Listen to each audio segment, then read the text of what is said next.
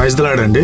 మన ఛానల్లో నేను పెట్టిన వీడియోకి ఒక సహోదరుడు ప్రభు అయిన యేసుక్రీస్తు వారు ధర్మశాస్త్రాన్ని ఎప్పుడు కొట్టివేశాడు, ఆయన ధర్మశాస్త్రాన్ని నెరవేర్చడానికే గాని కొట్టివేయటానికి నేను రాలేదు అన్నాడు బ్రదర్ అని కామెంట్ లో తెలిపారు. బ్రదర్ చెప్పిన మాట వాస్తవమే, కానీ యేసు ప్రభువు వారు ధర్మశాస్త్రాన్ని ఎలా కొట్టివేశాడో ఇందుగల మర్మం ఏమిటో లేఖనాల ద్వారా చూద్దాం. మత్తయి సువార్త 5వ అధ్యాయం 17వ వచనం, నేను ధర్మశాస్త్రాన్ని గాని ప్రవక్తలను గాని కొట్టివేయడానికి రాలేదు అని లేఖనం చెబుతుంది.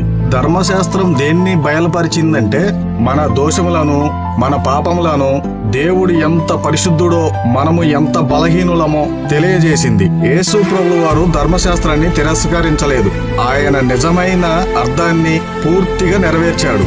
ఎట్లనగా మన జీవితంలో 2 ఆత్మలు పనిచేస్తూ ఉంటాయి.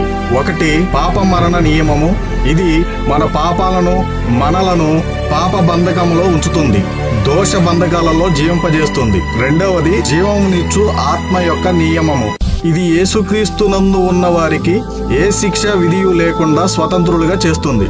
ధర్మశాస్త్రం పవిత్రమైనదే అయినను అది మన శరీర బలహీనత వలన మనలను రక్షించలేకపోయింది.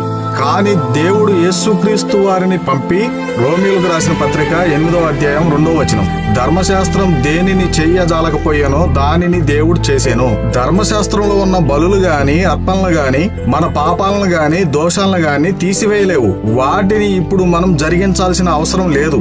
అందుకే రెండవ దాన్ని స్థిరపరచుటకు మొదటి దాన్ని కొట్టివేయుచున్నాను అన్నాడు. ఎందుకంటే యేసుక్రీస్తు వారు మన కొరకు నెరవేర్చేశాడు. మరి ధర్మశాస్త్రంలో అబద్ధం ఆడకూడదు, వ్యభిచరించకూడదు అని ఉంది కదా అని మీరు అనొచ్చు. అప్పుడు దేవుడు రాతి పలకలపై రాసి వాటిని మనం జరిగిస్తేనే తప్పు అన్నాడు. మరి ఇప్పుడైతే ఆయన ఆజ్ఞలను మన హృదయాంతరంగాలపై రాసి ఉంచాడు. అప్పుడు చేస్తేనే తప్పు, ఇప్పుడు నీ ఊహల్లోకొచ్చినా తప్పే. దేవుడు ఈ విధంగా నెరవేర్చి కొట్టివేశాడు సిలువలో. యెహోవా వాక్కు కొంత అచ్చట కొంత ఇచ్చట ఉండును. ఆమేన్.